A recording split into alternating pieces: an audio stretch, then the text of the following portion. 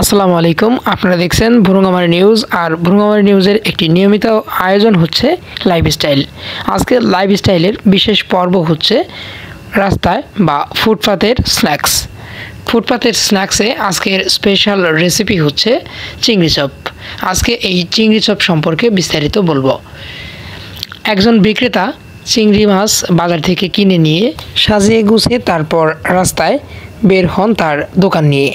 এভাবেই খুব সুন্দরভাবে বেসন এবং আনুষঙ্গিক আরও যত রকমের মশলা ও জিনিসপত্র প্রয়োজন সব কিছু মাখিয়ে তারপর তেলে ভেজে এটি বিক্রি করেন। সাধারণত এটি বাংলাদেশে ঢাকা শহর সহ বিভিন্ন শহরাঞ্চলে এসব স্ন্যাক্স পাওয়া যায়। নামমাত্র মূল্যে বিক্রি হয় এসব স্ন্যাক্স। 10 টাকা থেকে শুরু করে 20 টাকা এবং 30 টাকা পর্যন্ত বিক্রি হয় এসব চিংড়ি চপ। খেতে একদমই সুস্বাদু এই চিংড়ি চপগুলো, তবে স্বাস্থ্য ঝুঁকি এড়াতে এগুলো নিয়মিত না খাওয়াটাই ভালো।